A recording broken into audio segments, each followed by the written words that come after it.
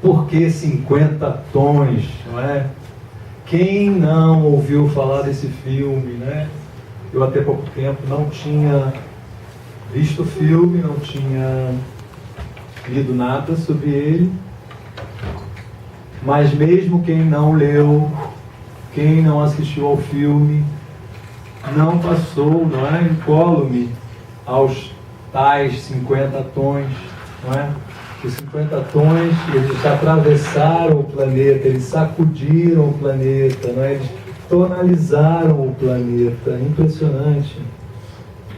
É o filme mais assistido, não é? Desde 2013.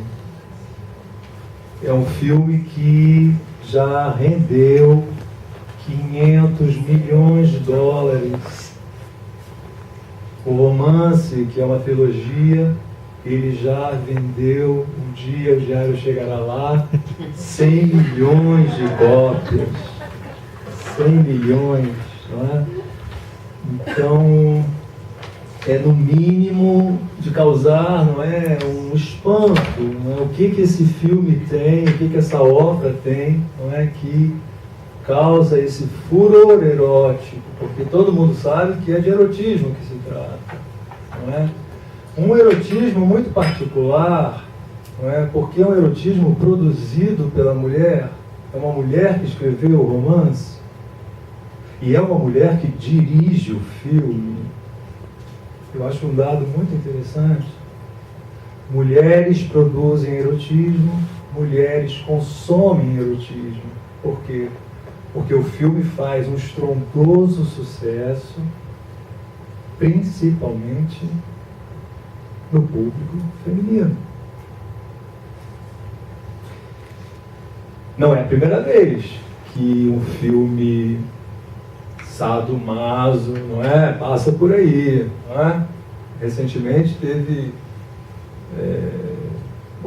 mais para trás, teve o Império dos Sentidos, não é? O filme mexeu. Mais recentemente teve o Ninfomaníaca, não é? Um filme forte também. Mas nenhum desses filmes, eu poderia citar outros, nenhum desses causou esse furor. Então é no mínimo digno de atenção, não é? Por quê? O que desse filme tem que atrai tanto as mulheres? Quem assistiu, quem leu o livro?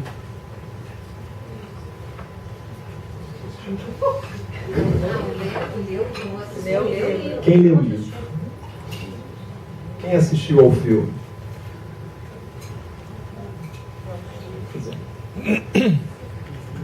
Bom, não é o melhor filme que eu assisti na vida. Nem o melhor livro.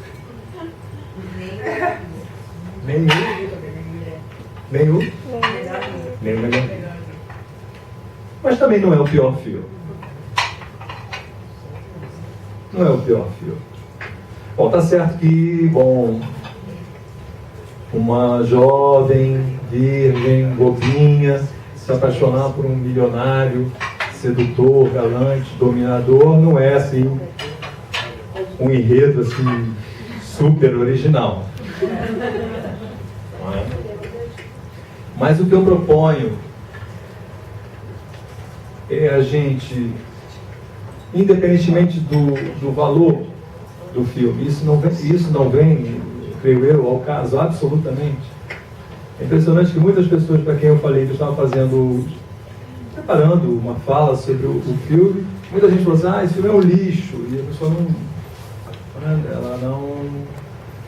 ela entra nessa coisa, se o filme é bom ou não, independentemente do filme que ele seja ou não bom, isso não tem a mínima importância. O que eu proponho é fazer uma leitura de 50 tons, não é? À luz, não é? da nossa era, digamos assim. Não é? Então, assim, resumidamente, qual é a história de 50 tons? Uma moça, seus 20 anos, ingênua, ela vai entrevistar um rapaz que é dono de uma empresa, ele é milionário, e entre os dois rola uma sedução, não é? Há uma atração. Ele se chama Christian e ela se chama Ana.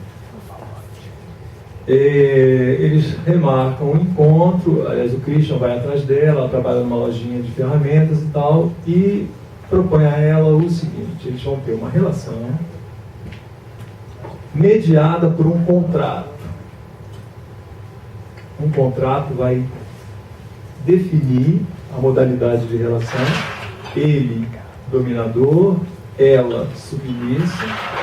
O contrato, ele tem regras e, como todo contrato, punições.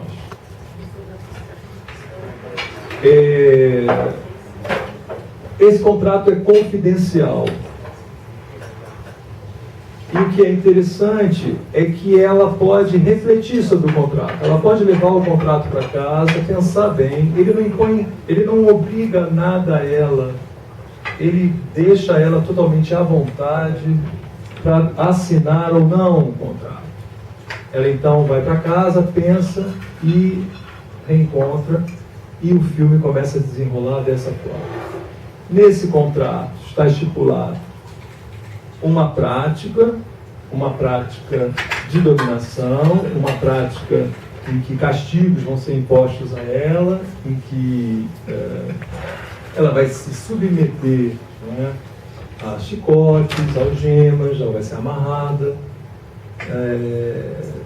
Tudo será regimentado, tudo constará de cláusulas, e uma vez assinado o contrato, ela pode a qualquer momento desistir. Ele deixa ela à vontade para a qualquer momento em que lhe aprouver, ela pode ir embora. Bom, eu digo que 50 tons de cinza, essa é a minha ideia, é um sintoma da nossa era. Por quê? Nós vivemos numa era em que existe um imperativo. E o imperativo consiste numa palavrinha: gozar. Gozar. Gozar. Gozar. Todo mundo tem que gozar. Nós saímos de uma época, digamos assim, bem remota, talvez excluindo os gregos, mas vamos depois dos gregos, em que gozar é uma proibição. Essa época vai até Freud, aproximadamente. É proibido gozar. Com a psicanálise, pode-se dizer que a censura, de certa forma, começa a se levantar. De Freud até os anos 60, com os hippies, gozar é proibido, proibir gozar. Do é proibido gozar, passamos ao é proibido proibir. E dos anos 60 até os dias de hoje, e nós só estamos no começo, é obrigatório gozar.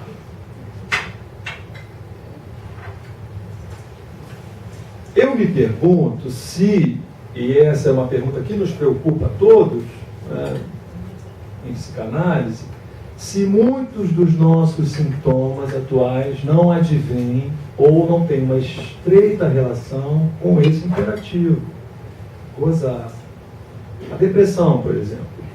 A gente pode se perguntar se a gente não deprime justamente porque não se sente à altura de gozar como a sociedade exige.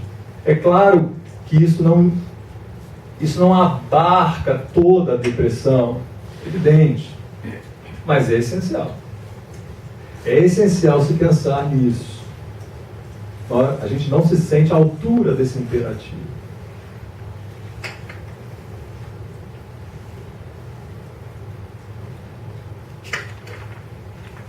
Bom, outro ponto que eu acho interessante é notar na nossa sociedade uma confusão entre gozo e prazer. Há uma confusão desses dois termos, dessas duas ideias. Para nós, na psicanálise, gozar não é sinônimo de prazer. Gozar não é sinônimo de orgasmo. Gozar não é sinônimo de satisfação sexual, como a gente entende corriqueiramente. Gozar é o contrário disso. Então, gozar, do ponto de vista da psicanálise, é uma satisfação em nível inconsciente, mas que, em nível consciente, é um desprazer.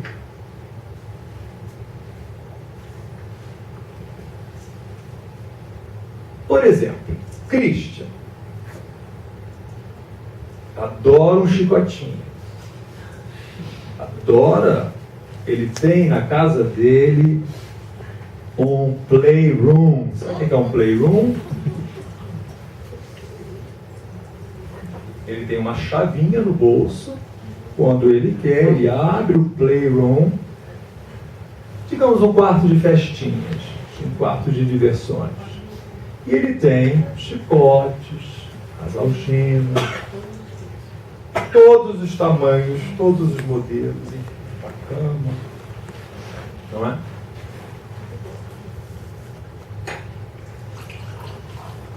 Isso é o que ele, digamos, repete na vida dele. É o que nós em psicanálise chamamos de sintoma.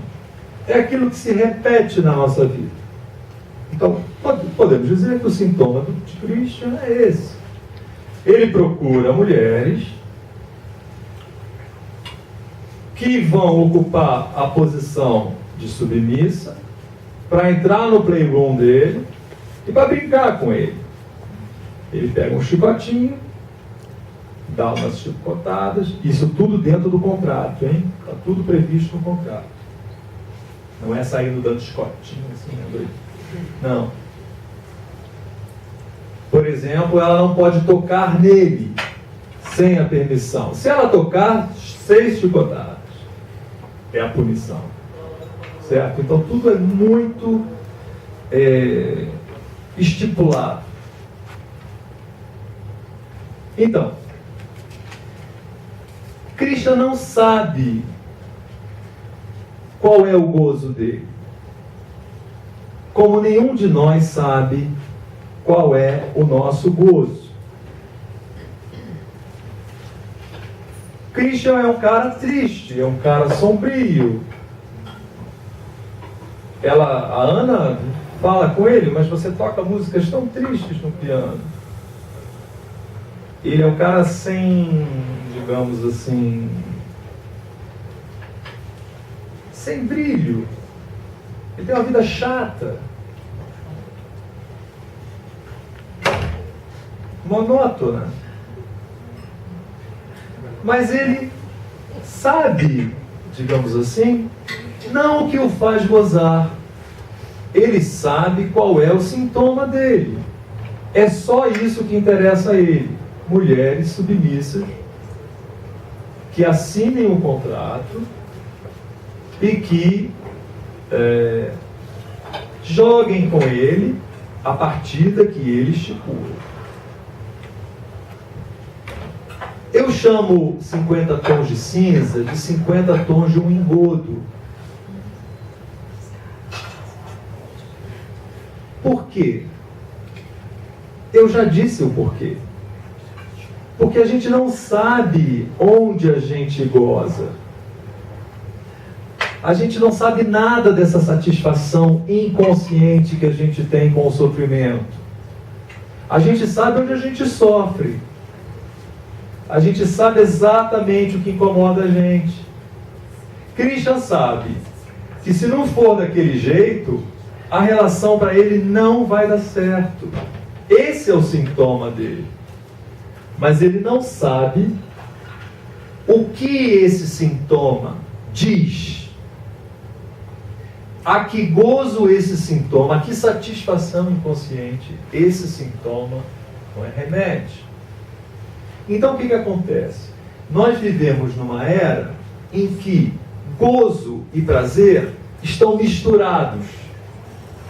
Gozar é sinônimo de buscar o prazer, que é um pouco o que a Ana faz. Ela conhece ele, ela está numa posição de demanda de amor, a gente vai falar um pouquinho disso mais tarde, que é uma demanda essencialmente feminina, né? Da posição feminina. Em psicanálise nós não trabalhamos com o sexo da maternidade, nasceu homem, nasceu mulher. Não é assim que a gente trabalha em psicanálise. Nós trabalhamos com uma posição masculina, feminina. Ou seja, alguém do sexo masculino pode perfeitamente ocupar a posição feminina e vice-versa. Está claro isso para vocês? Nem que não seja claro, mas mesmo que vocês não entendam, mas está claro isso? Quando nós falamos de posição feminina, pode perfeitamente estar relacionada a alguém do sexo masculino. Você pode ser um homem com uma posição feminina e pode ser uma mulher com uma posição feminina, masculina. Está claro isso? Pois então, o que me chama a atenção, primeiramente no título, 50 tons de cinza. É interessante o seguinte, a primeira coisa que me chama a atenção é a série.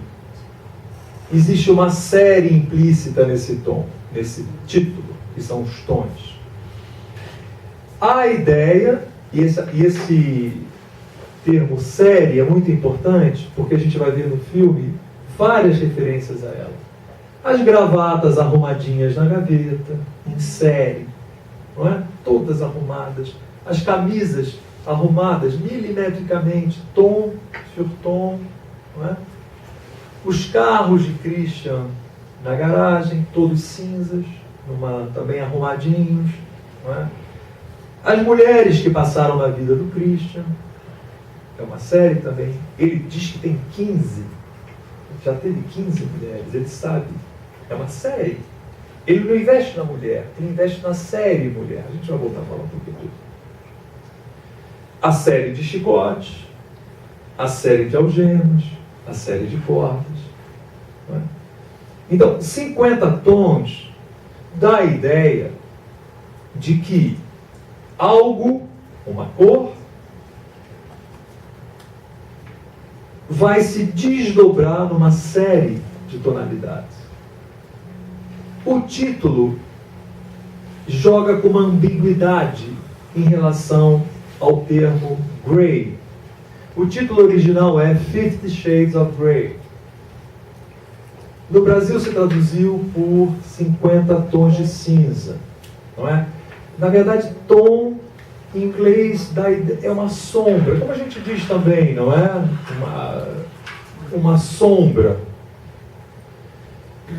Em francês traduziu-se por nuance. No Brasil, tom, Portugal, sombra. Os portugueses são mais sombrios, né?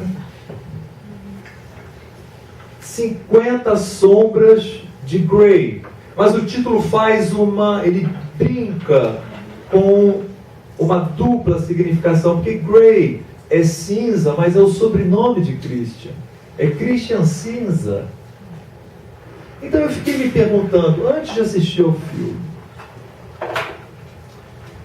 50 tons de cinza. Quando eu comecei a assistir o filme, eu vi a empresa Grey, Christian Grey. Então são 50 sombras de Christian. São 50 tons do enigma. São 50 tons daquilo que fica na sombra e que jamais aparece, que jamais... Um momento.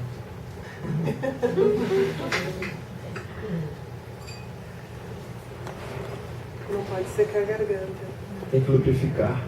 Obrigado.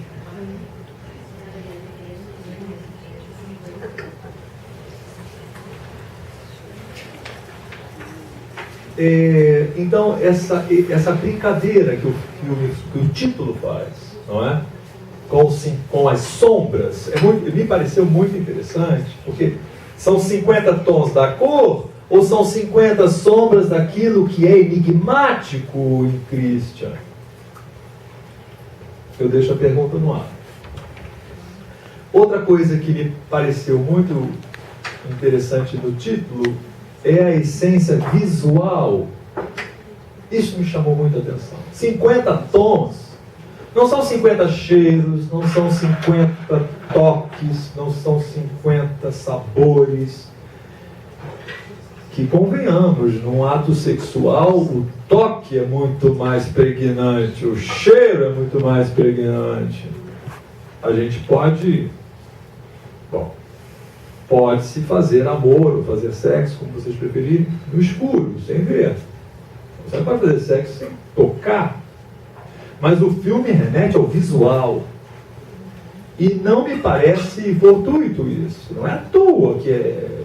Porque nós vivemos na era da imagem. Nós vivemos numa era de ver e ser visto.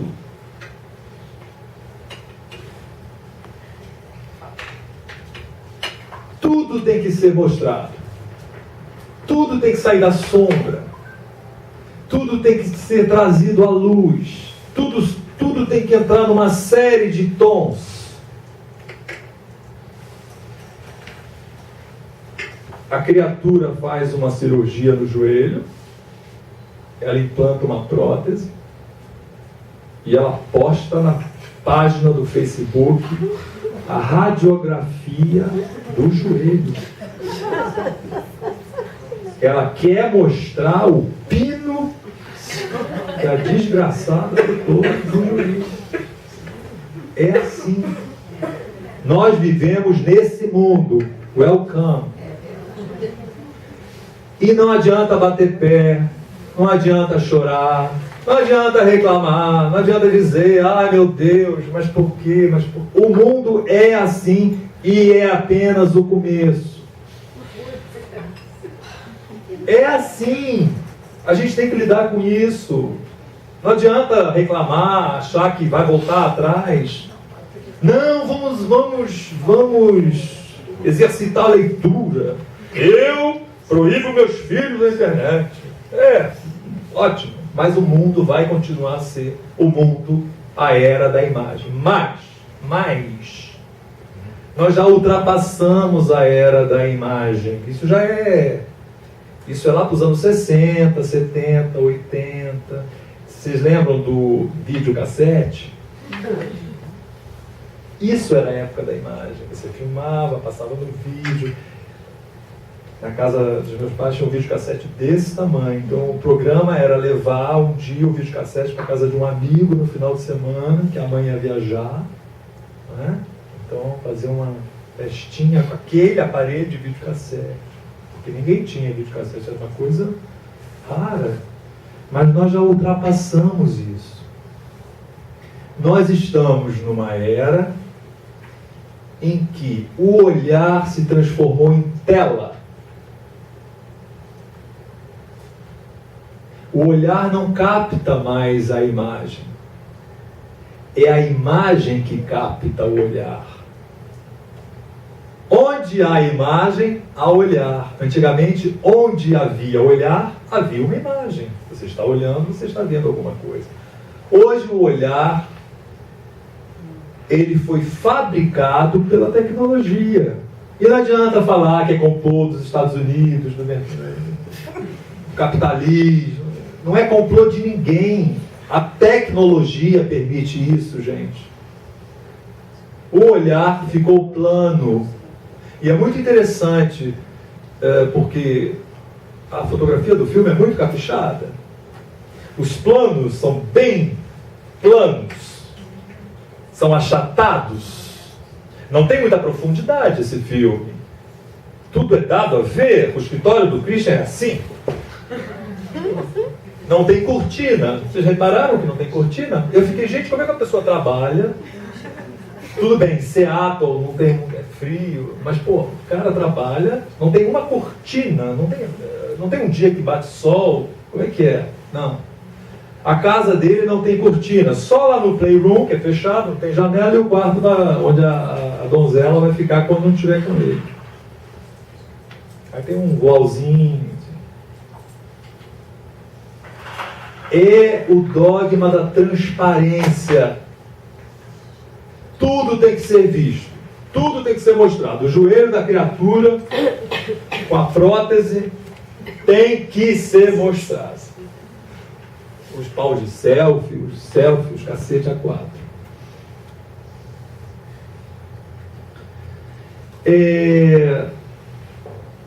É interessante porque é o seguinte, essa ideia de um olhar que está sempre nos olhando, né, lembra uma coisa de Deus, não é? Deus que sempre está olhando para a gente. Tchau, Deus.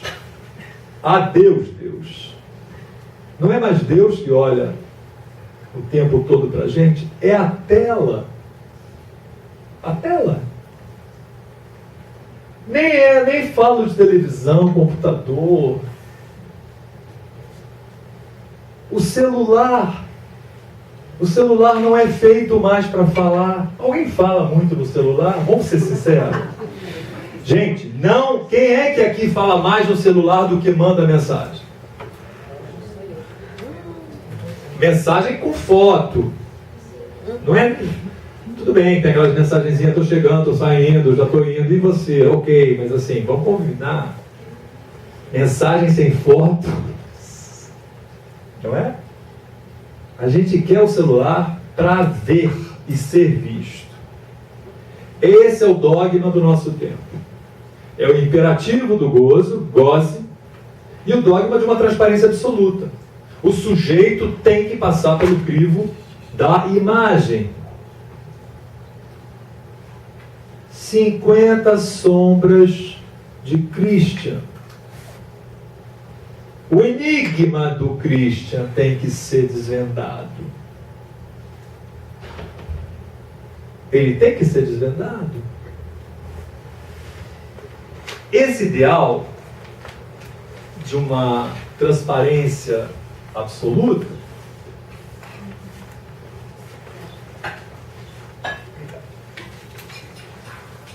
ele é o nosso ideal, digamos assim, do dia a dia. A gente